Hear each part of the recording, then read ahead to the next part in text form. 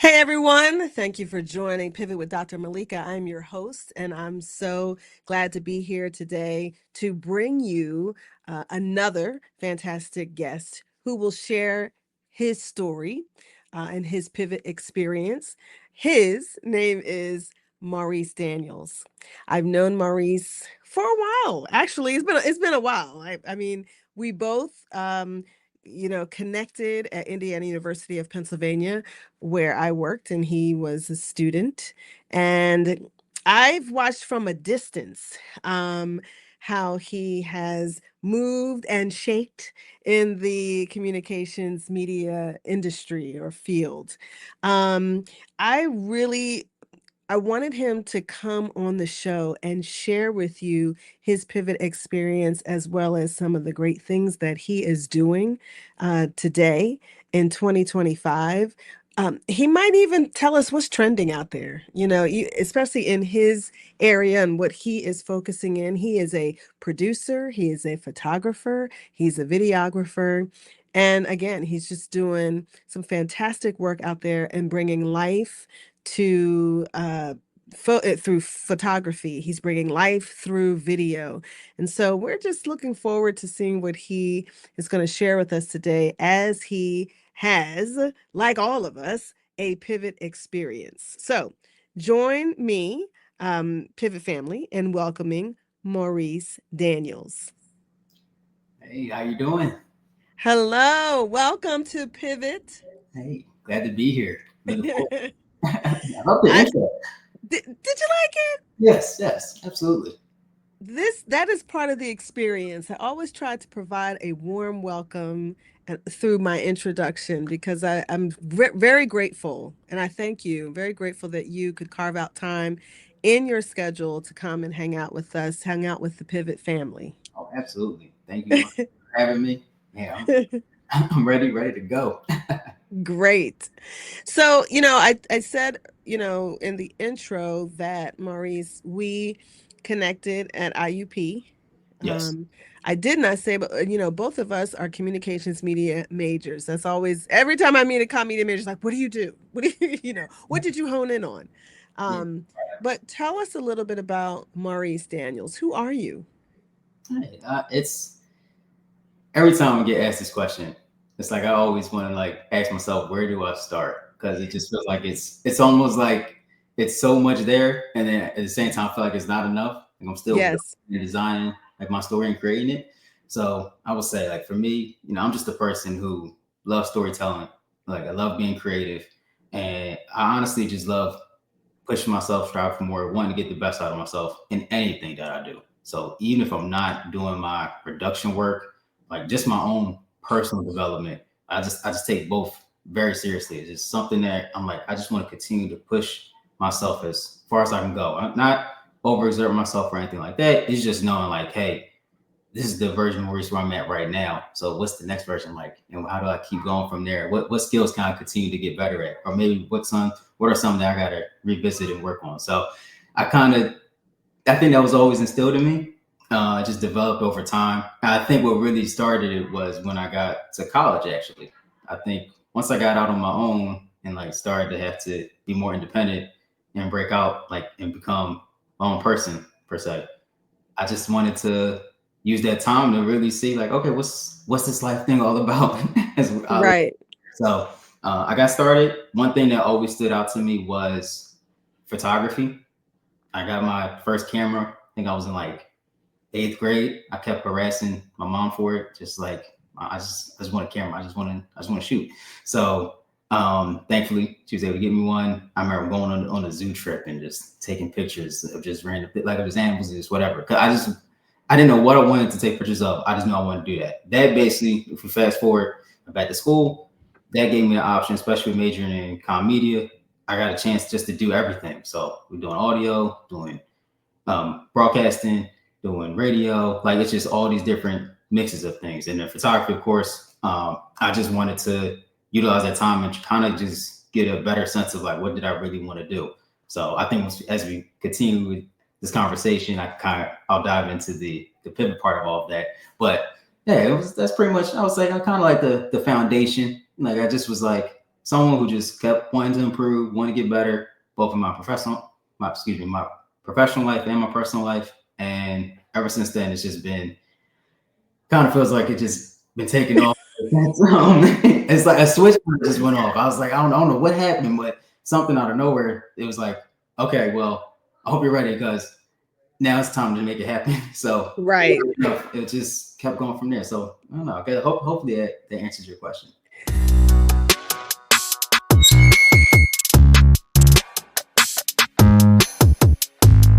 It does, and I think that, as you were talking, I wondered when did you know? Was there something that clicked? I know that you picked up a camera, and you said 8th grade, but when you got to college, what clicked when you said, "This is what I wanna do?" You know, you're producing, you're a videographer, and photography all comes together. So when did you know, like, "I wanna do this for the rest of my life," or, "I really wanna make a dent in this industry?" That's great. That's a great question. I think for me, it was really after school. It happened probably, I would say, probably when I turned 25. Right in that mark. I was working at Apple, and I think the switch went off when I was doing a photo shoot.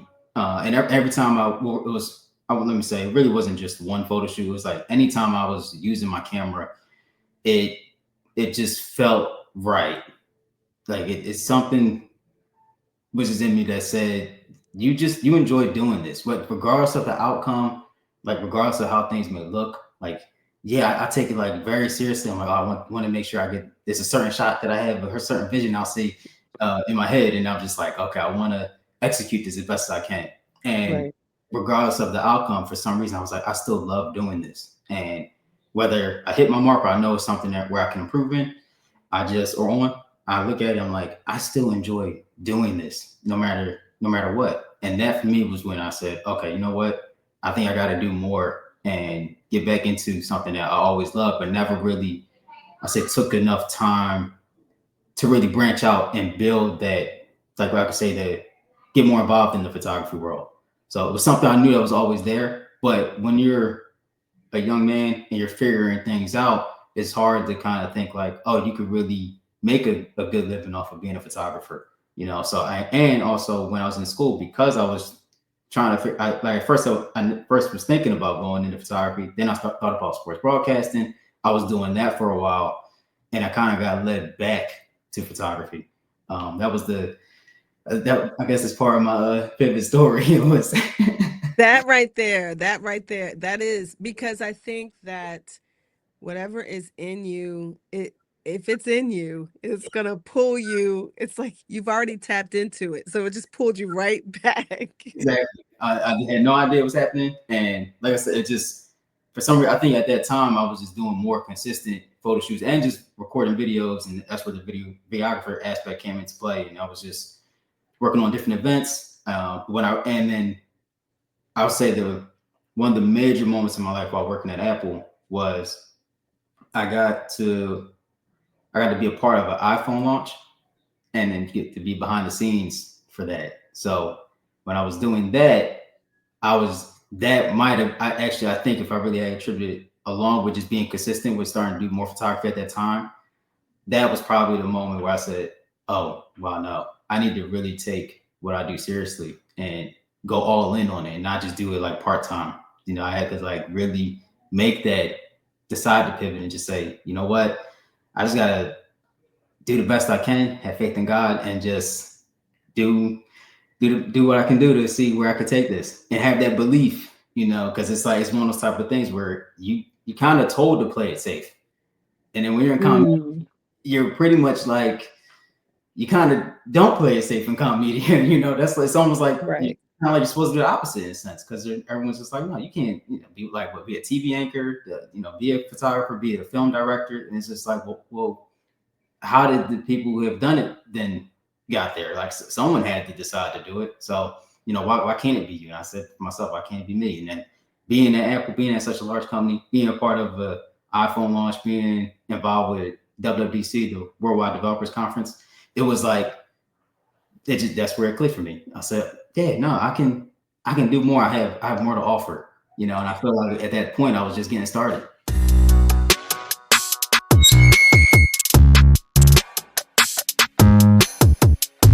I'm thinking of the emoji of the mind blowing. That's what came to my mind. It was like almost like you, it was almost mind blowing for you. Like, I could do this. I Yes. could do this. Let's go back though. I do want to go back to something that you said, and I think it's worth digging a little bit deeper. We're told to play it safe. Yes. And I think, as a Black male in the field, what have you found challenges that you face that you've really had to overcome in trying to advance in this field? Yes, definitely. It's it's a part of the process. For me, I was doing freelance for a while. I still do freelance now to some extent, but it's you really don't know what's going to happen. It's like you're going to have that faith and belief in yourself and figure out, okay, if what job do I want to take? Like if I don't take this job, is there like another one down the line? Like, and is it going to be quick enough to where I'm able to still cover myself? Because at the end of the day, you still got to eat.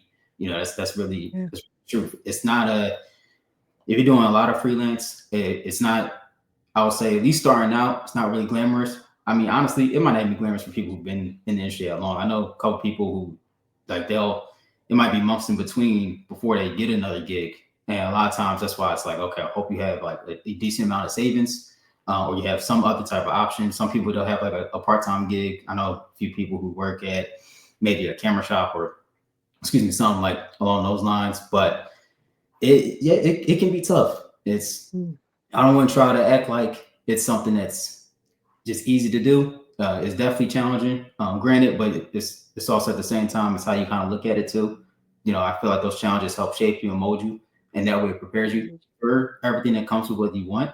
So and what you're going for, even what you need. So I think, yeah, I really had to start working on developing more relationships because that was one of the biggest challenges I had was that I'll say if you're doing freelance, at least let me know enough people to where okay, I might not work with this person every day or every week or even every month, but I know enough or a lot of other people who maybe I can try to see like okay, is there something there that they might have a project going on that I can kind of get involved with, and that's where I would say what helped too with that is just work on being as versatile as possible. That's one of the main things I appreciate about being in comedy because like I was mentioned before, being able to work in audio production, working on sports broadcasting and filming like all these different football, basketball. I'm like, oh, okay. And we'll see now, even if this isn't exactly what I want to do forever, I know I got the skill set to help me get by while I'm still building everything else that I'm working. Right. It was like still kept the main Right. main thing, but maybe had to pivot just a bit in these other areas to help me get to where I wanted to go. I like that, and it's really important. And I've talked with other guests.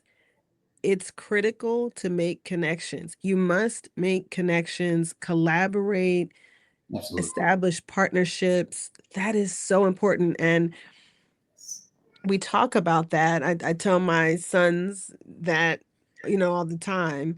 It's important to make connections, meet people, talk to professors, go to their office hours, Yes. do some of the extra things. And I truly, it's interesting. We've had opportunities and doors have opened Mhm.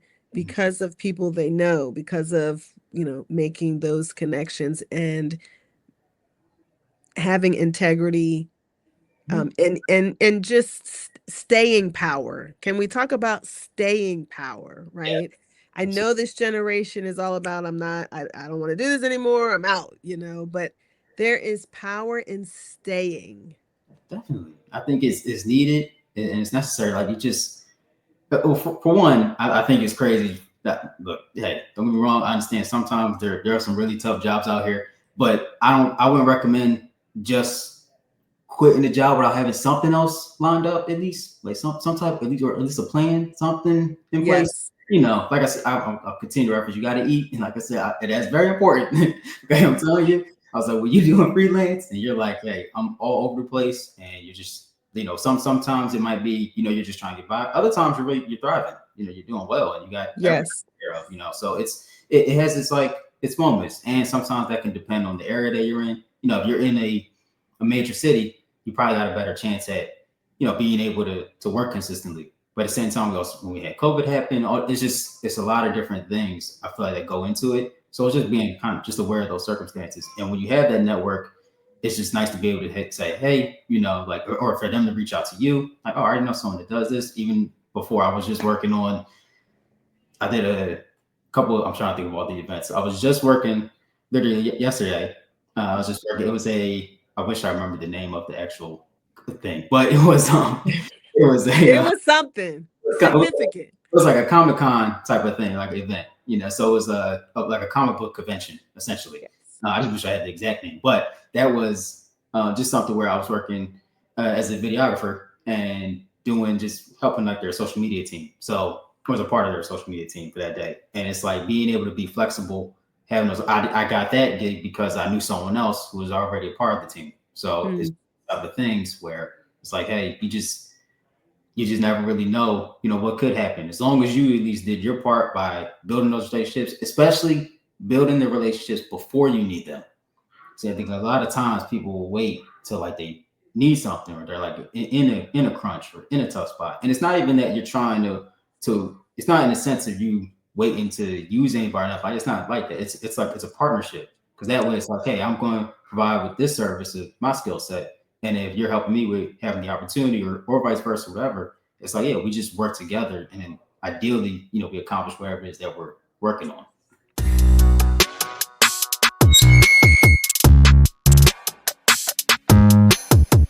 I like that. Build relationships before you need them.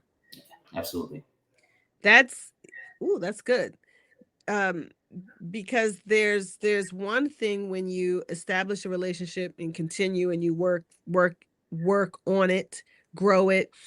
And here's the thing, you can also touch base with someone and you don't have to talk to them every day, but Yeah. just every now and then when they come to mind, send a quick text or hey, just checking in, seeing how things are going. As opposed to I'm going to go meet so and so because I know I'm going to need them for this, you Right. know. But sometimes establishing those relationships, and you never know, Maurice. You probably know this by now. You never know who you know until you know them, and you know that Yes. they're the one. You know what I mean? You Yes. never know who you know till you know that Right. they're the ones you need to know. Yes, exactly. My brother-in-law, shout out to my brother, Chuck Styles.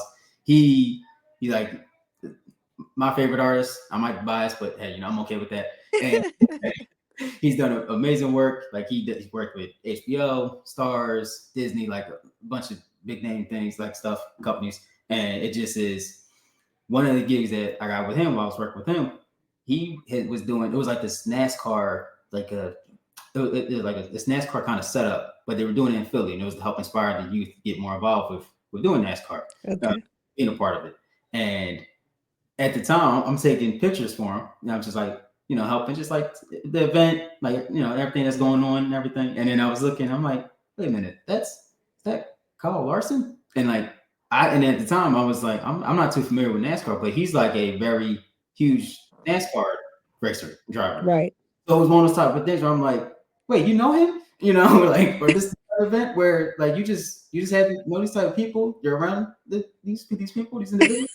Oh man, this is cool. Like, and it's one of those things. It just not, of course, once again, it's not even that you're like trying to seek something or you're going after anything. It was just no, it just so happened to be there. And then like I got photos of my brother-in-law and him, and it was just a cool experience. So it's just weird because it's like I'm thinking, hey, I've seen you do all this amazing stuff, but just to be right there and for that to just happen, I was like, oh well, this goes back to that part or that point of like, hey, you just never know, what you might be involved in.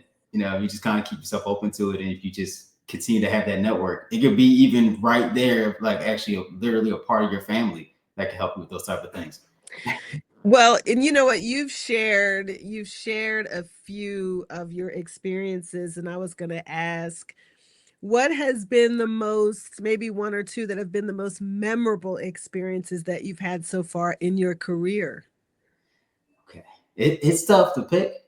I will say, I'm thankful for all the experience I've had. Definitely blessed to be even in this position. I mean, it's been an incredible journey. But I would say like I'm gonna change it up a little bit because I was gonna Okay. say the Apple events for sure. Like that entire experience was just incredible. I just loved loved it. I'll say one for sure is when I got to work on the Martin reunion premiere event. Um, Okay. that was one where just got to help with getting everything, kind of help putting everything together, essentially, just in some regard. Like me and my brother-in-law, we was also teaming up during that time, and we had to go out to LA, and like it just was a bunch of stuff that had to go into it, right? And it was really cool to be able to, be out here and we're seeing Martin and Gina, like I mean, well, Tisha Campbell's real name, but it's just like Right. a lot of the cast and helping, my brother-in-law, he's doing the designs and everything. It was like just a mix of just like, hey, we're getting all these different things in order to, like I said, to put on this like one amazing event. I'm like, yeah, this like at the time, once again, it was like I didn't envision this kind of happening. I never thought I'd be doing any type of work for like Martin's show. I mean, I remember watching it, just love watching the show, the reruns, all that. Right. This is to really be involved with putting it together. I thought that was really cool. And once again, that was just being able to, in connection with my brother-in-law, that's how it helped me get to that place. So yeah, I was like, at that time, even like, I'm not, now, granted, I don't want this to sound anything like a bragging type of thing or nothing like that. But it was one of the funniest things where one of the companies that we partnered with, like we had drivers the entire time. They they did not want us to walk like anywhere. It was like they're like, no, Was that a new experience for you, Maurice? new experience for me. We have these drivers. Okay, we pay for these drivers. You're going to use these drivers. I'm like, oh, okay, all right. Like, if you don't want us to walk, like, I'm not going to complain. So, just that was Wow. online. That spoiled me. I ain't never look at the same again. I don't even want to get my own car door now. I'm looking like, hey, I mean, somebody got to do it. All right, that's like I'm thinking. So, but no, but that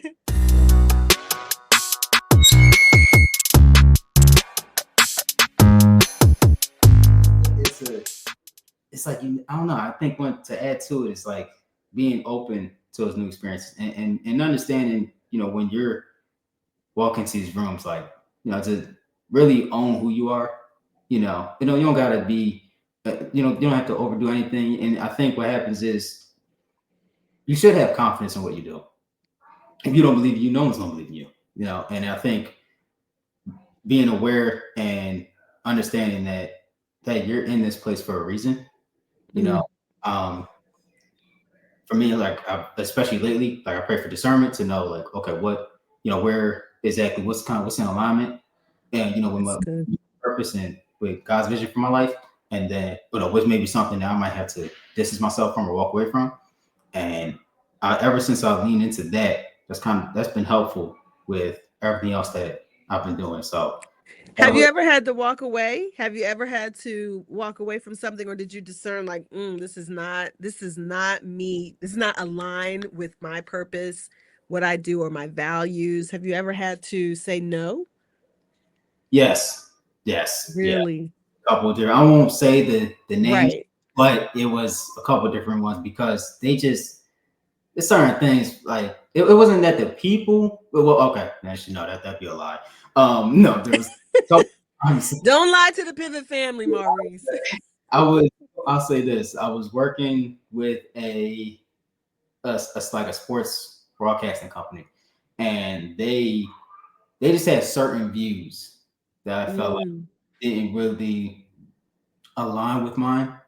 And it okay. was like, hey, we work with, excuse me, all different types of people. Excuse me, I'm not, I don't really try to dive too deep into like other people's personal lives or anything like that. I'm like, hey, I'm just here, we're trying to do our job, and I mean, hopefully we still can build a rapport and relationship, but Right. at the same time, if someone may be maybe so outspoken with certain things, Mm-hmm. okay, well, I don't know how I feel about this. And then I would ask myself, like I'm just like, well, I don't want to ever put money or status or like accolades. I just don't want to put anything over my integrity and who I am Right. as a person. And I was like, no, at the end of the day, I gotta still, know who I am and stand on that. And when I was dealing with an individual, I said, you know what? I was working with them for probably about a year. And Okay. then after a point, I said, like, I already knew there was certain things that started to get said where I said, all right, you know what? I got to start working on the exit plan because I know I'm not going to want to stay in this type of place and work with this type of person. The majority of the team was fine, but this one individual who was essentially the boss of it, I was like, yeah, no, I'm just not. This isn't so. It just doesn't sit right with me, you know.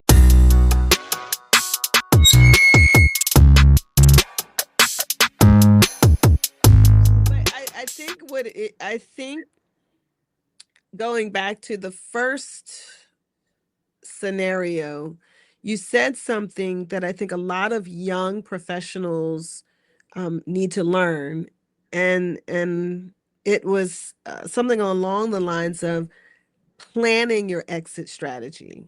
Yes. And so it's I don't just quit the job, No. folks. I don't just burn the bridge, No.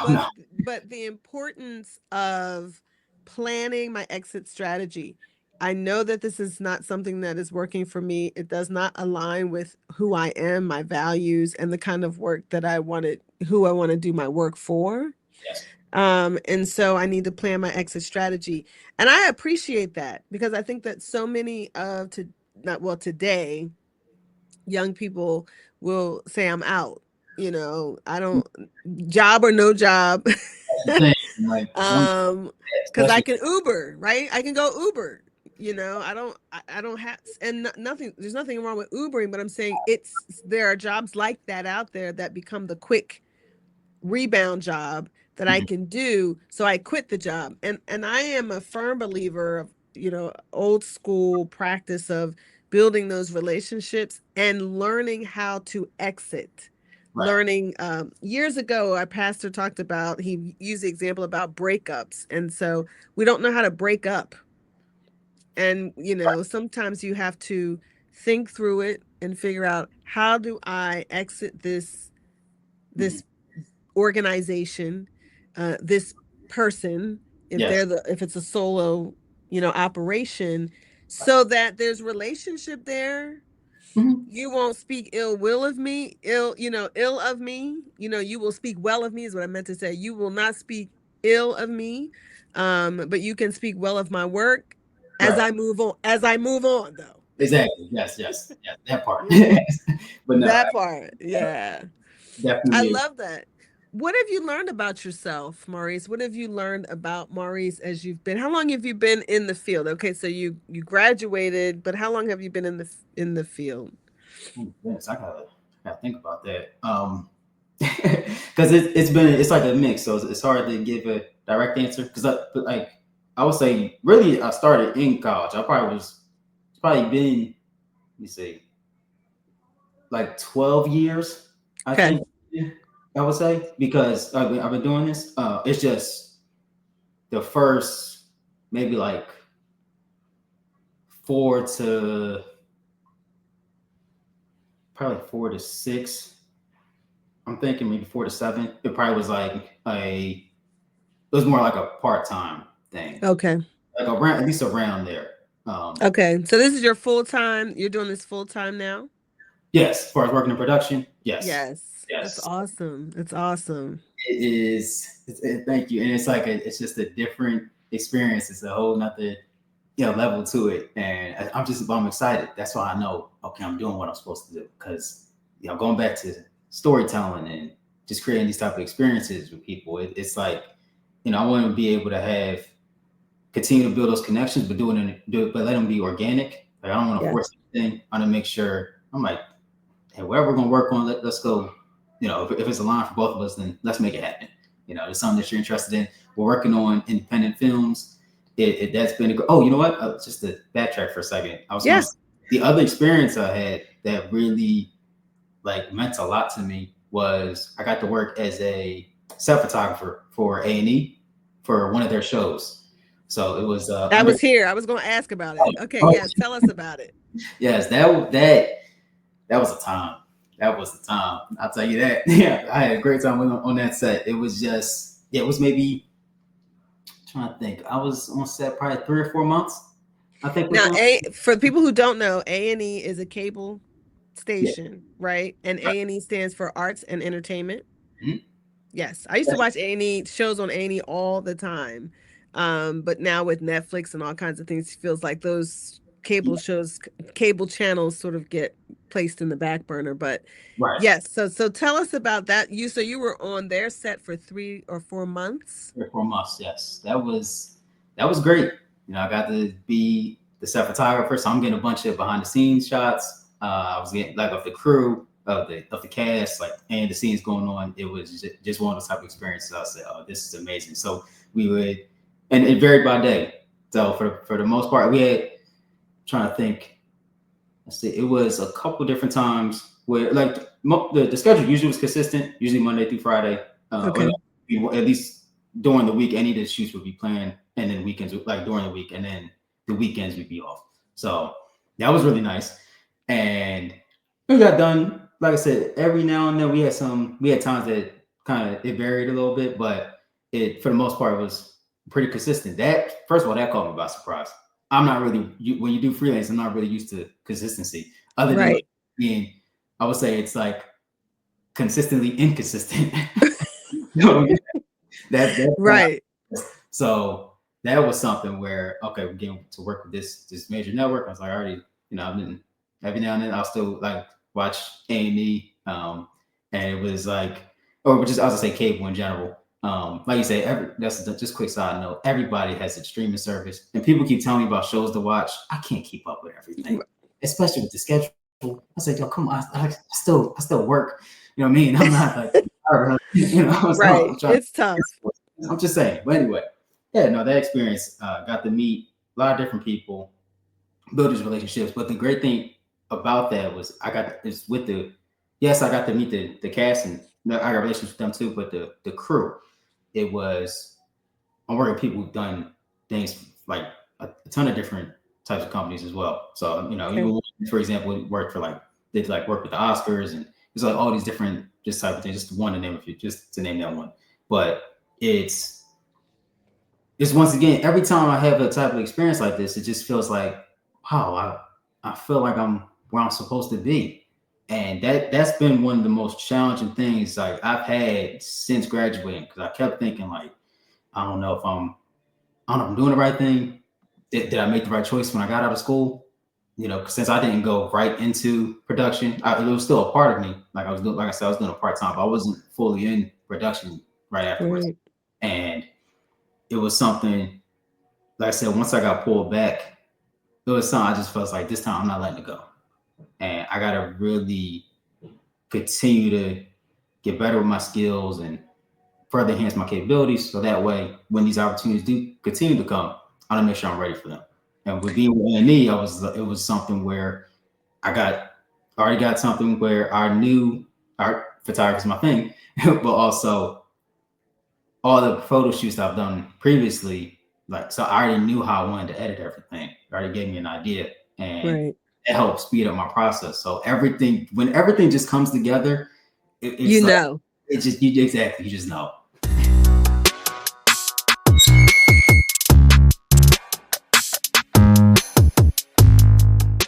What have you learned about you? What have you learned about Maurice in this, pivot experience from, you know, discovering this is what I want to do, doing it part time, pivoting into full time? What have you learned about Maurice Daniels that you didn't know before? I would say I'm restless with my development, like personally and professionally. I learned that I actually am a lot more resilient than I thought I was. when you're facing those challenges and you really don't know what next steps look like, you're uncertain with a lot of the decisions that you make, but you still dig deep and find something in yourself, and you wouldn't have known what that was if those things didn't happen. Yeah, I was in Right. just in a place where a lot of things was happening at one time, like just my personal life, professional life was just in a tough spot. And Right. like even just example of that was, I think we even talked about it before, was like I had lost my car like early last year. Like that's how my like 2024 started. And I was Mm, just and mind you, my car was parked and it got totaled. I was said, this is just insane. I just woke up one day and went outside, didn't see my car, thought it got stolen, and had to go like contact the police. Like it was this whole process. And I'm relying on my car. Freelance, working production. I need it. So right.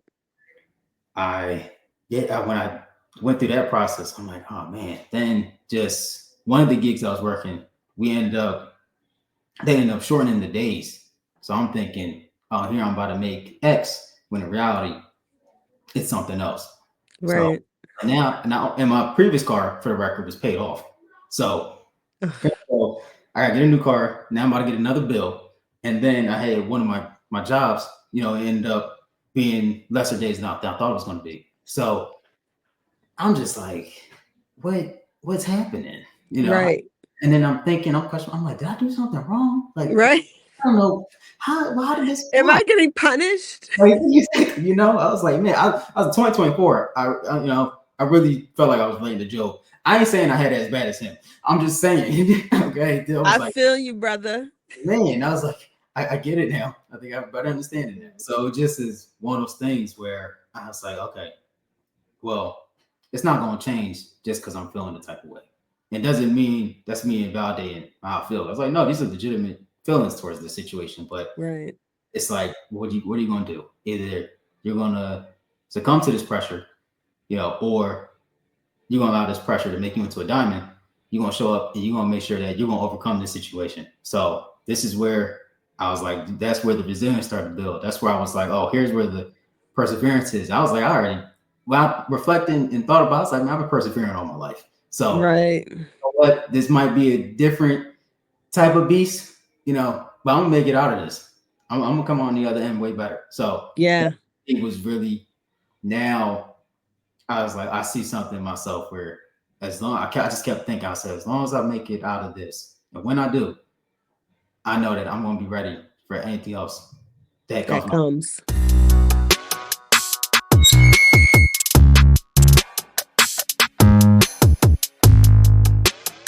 What do you tell someone? I have a comm media major in my home, who's about to graduate. Hey, congrats. Thank you. What do you tell young people out there, right, who are graduating college or communications media majors? Shout out to the comm media, right? Yep. Folks in any area, shout out to you. But what do you tell them who are about to leave IUP or any other college? What do you tell them to encourage them about going out into the field? It's so much. I'm gonna do my best to narrow it down.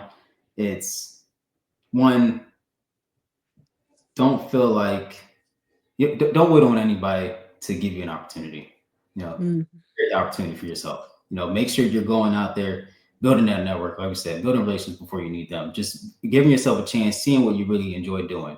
While you're in college, that's the perfect time to do it. Because to be honest, as long as you do anything too foolish, that's the perfect time for you to really kind of just see what you want to do. So take advantage of that. That's why for yeah. me, like, hey, I did studio photography, documentary photography. Now, sports, like you continue to say, sports broadcasting is like just doing a different mix of everything. We had a radio show, like it was just getting as involved as possible. Food for thought. Yeah. It was that's the name of it. What was it? What was the name? It was called Food for Thought. Food for thought. Gotcha. But it was like it's just trying to get as involved as possible, using all that time to really develop those skills. Because you can take it really as far as you wanted to go. So just keep that in mind. Like, hey, it's not, Right. you don't have to You don't have to rush into anything. Don't feel like you gotta do everything how people tell you. A lot of times I think that ends up happening. Granted, don't. I'm not saying you ignore someone's advice, especially when someone's trying to help you and someone who probably's been there before. I think you should be able to really listen to them, but also you gotta trust. So it's not. You don't have to rush into it. You don't have to think like, oh, I have to have everything figured out right now. I know. Hey, look, yes, the student loans, they're gonna reach out to you. And I know it's like you want them paid off as soon as possible too. But I don't at the same time, and you should definitely pay them off. Not saying not to, but I want to make sure that you don't get stuck in a place to where you don't really want to be or where you don't belong in that process. Mm. Now you may have to potentially take a step back in the sense of what's going to make the most sense for you now, but also how do you keep the main thing the main thing. Sometimes you can probably, if you got to do something else like another job or whatever, at least for the time being, but you continue to work towards the goal that you want.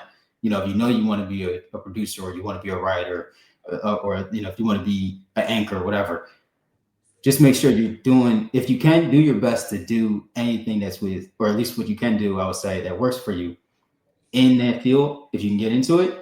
And if not, if you got to work on it, hey, by all means, you can also start developing that stuff on your own as well. Or even if you got just a couple of friends and or family members who may also be interested or may be willing to help you out. Continue once again, that network. It's just something I can't really stress that enough with how important it is to have that type of network, to have people who support you and continue to build and develop those relationships. So it's not being, you gotta, don't be afraid of rejection. Don't feel like you got to have everything together right after school, and continue to trust yourself. It's like they would say, be willing to be comfortable with being uncomfortable. Mm. Put yourself out there, like whether it's in the pursuit of what you want to do, whether it's building those relationships, just making sure you continue to work at it, and ultimately you just continue to work towards your goals. So it's a lot that I would say that I really want to say, but I just want to make sure that if anything, I hope those steps can help whoever is going to end up watching this. Cause like for me, that was a big thing. Yeah, I didn't really, and it's not like a criticism against anybody, cause they might not have known, but I really was unsure how to, really get to this point, especially getting Okay. production. Because the thing with production, I feel like like your connections, it just means so much, and it really matters. So I just continue to say it. And if you don't go right into the field afterwards, it potentially can be difficult to get back into it. That's Right. as I had. So I think from if you can, I'll say utilize getting an internship early on, if that, and then seeing if that's something that you either want to stay, if you're able to, if you're able to stay Mm-hmm. as far as with the company, hopefully they hire you for either whether entry level job or whatever. And if not, if you do, hey, once again, always continue to work on your skills, be adaptable, and continue to do the best job that you can. Because that way, even if you do end up leaving, you still have that relationship, you still have the connection. So I'll just be open to those opportunities. Get as involved as you can, as much as you can, and yeah, just. And I think the last thing I'll say is like I don't know why it just kind of hit me too, but just make sure you're being authentically you. Mm. Just keep being yourself, and no matter what area of your life that you're, whether it's your personal life, professional life, just always be you. Always be willing to grow, learn, be open to those opportunities, and like I said, you just gotta have the faith that it's all gonna work out. And just keep doing the work and just stay the course.